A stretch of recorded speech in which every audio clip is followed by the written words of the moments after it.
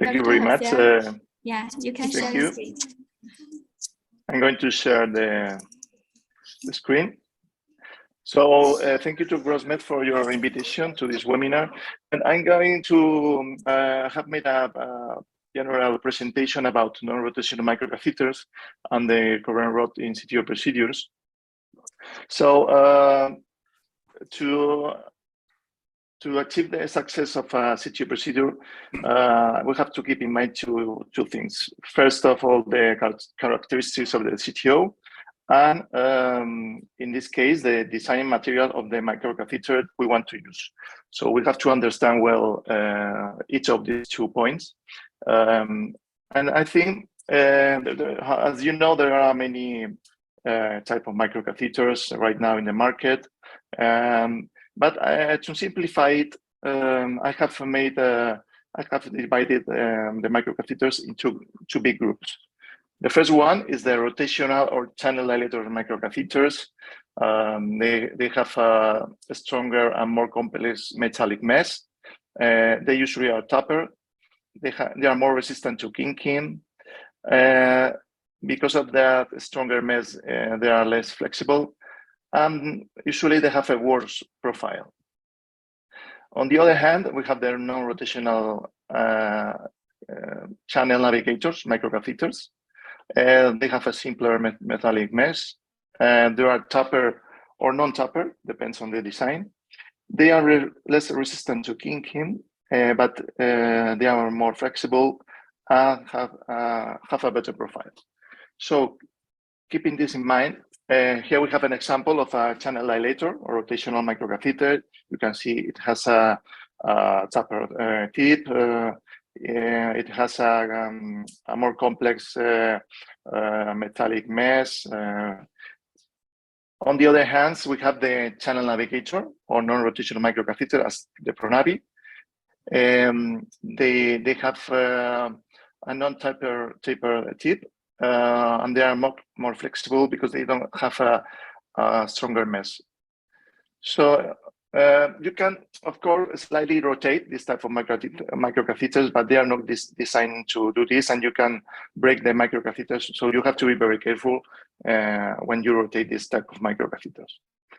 We have several options in the market. In the red one, you can see they are not specifically designed to rotate.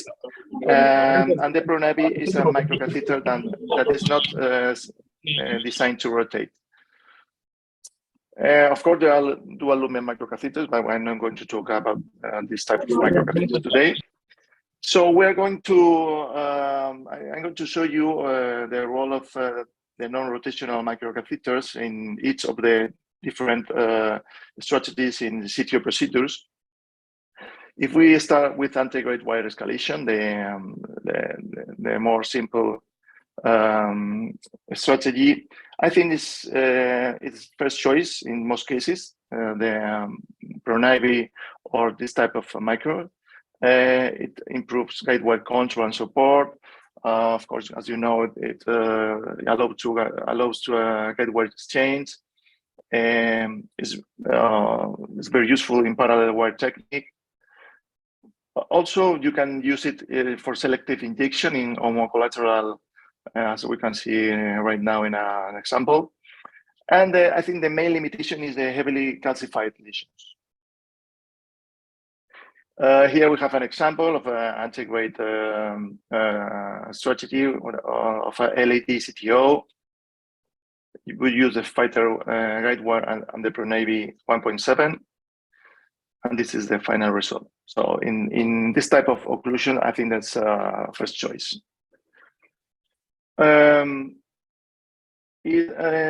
Also, you can use it as in this example to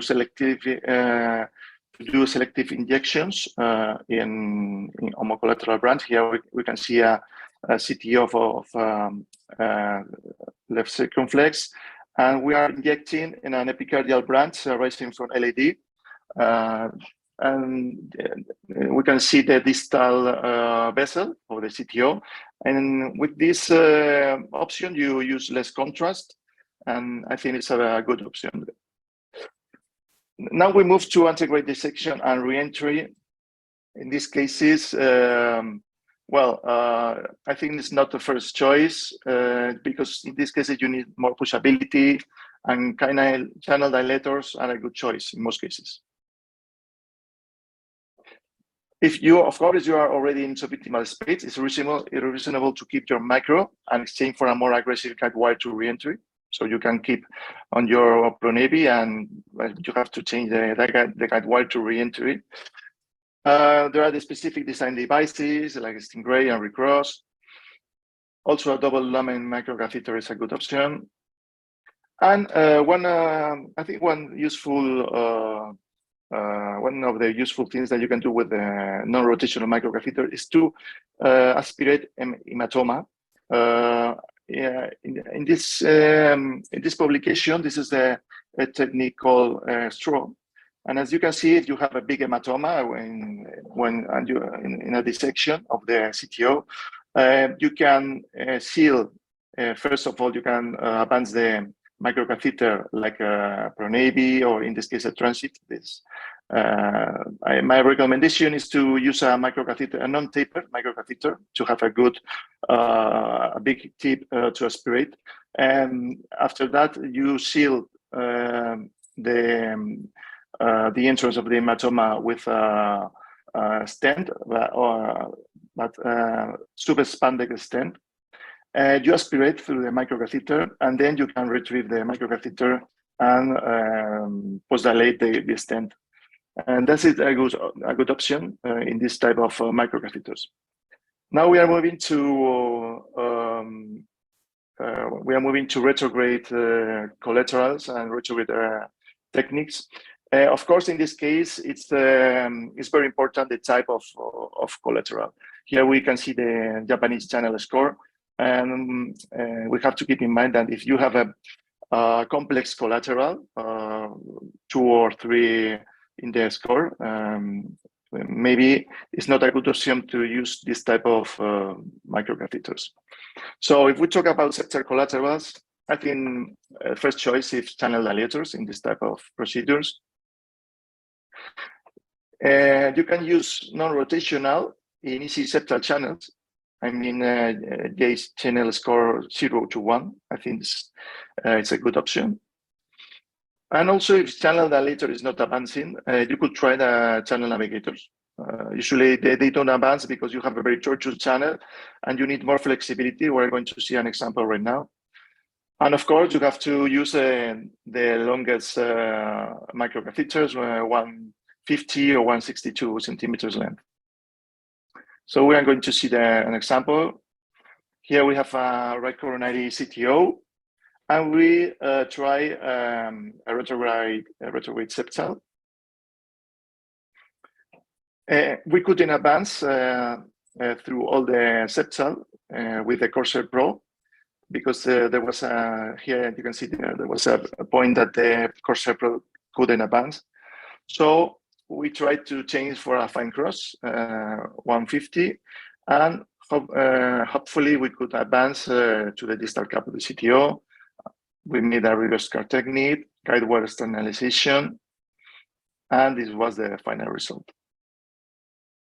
So in some specific cases, the Pronavi and this type of microcatheters could be a good option. Also, I think it's very useful in retrograde bypass. If you are going to do a retrograde procedure through the bypass, non-rotational is a good choice, mainly because in the distal bypass junction, you need a very flexible microcatheter to advance through the junction. And of course, again, you have to use long microcatheters, and maybe the best option in this case is the 162 centimeters Pronavi. That is the longest one.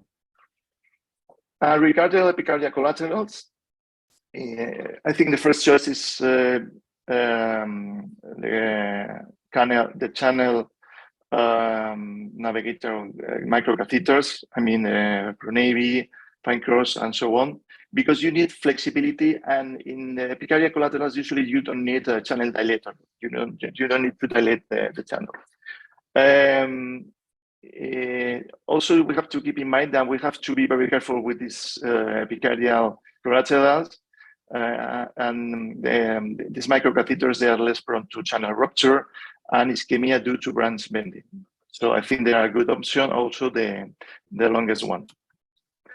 Here we can see an example. These are right coronary CTO.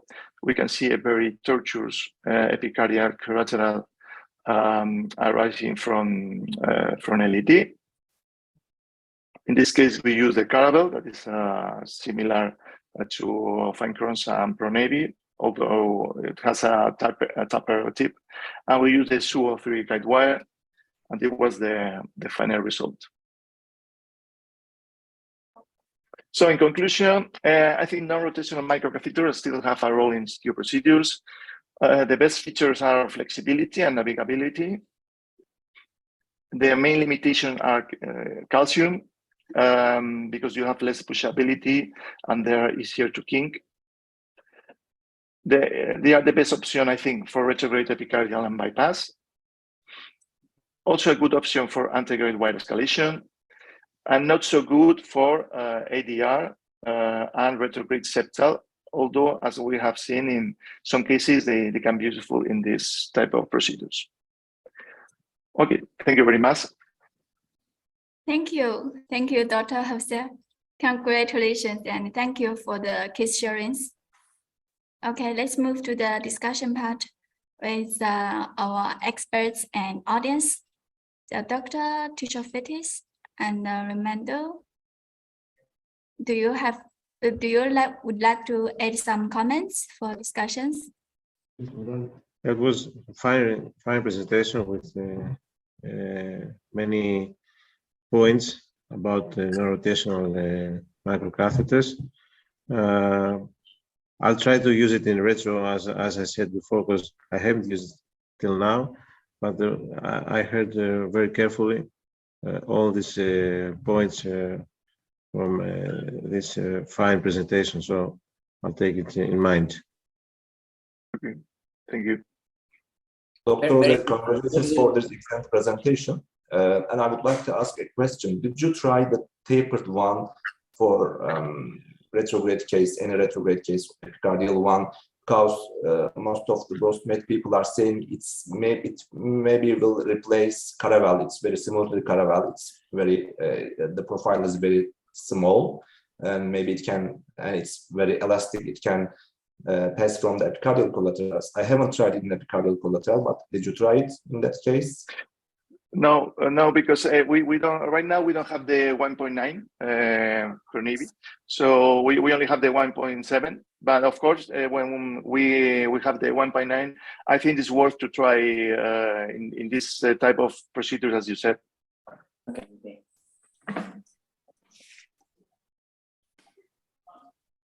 Okay, we have one question from the chatbot. Thank you, Dr. Jose. You mentioned that non-rotational microcatheters is ideal for retrograde, epicardial, and bypass. Do you mean a balanced tip or a tapered tip microcatheter? Well, I'm not sure. I think the main issue here. I think the main issue here is the flexibility. You need a microcatheter that is designed to be very flexible. But I don't know if the tapered tip is an advantage in this type of procedures, in bypass and epicardial retrograde. I cannot answer the question. I think the most important thing is the flexibility of the microcatheter. Okay, understand. Okay. I will have a question. Just how many guide wire will you exchange in one PCI procedure generally? How many guide wire we change? Yeah.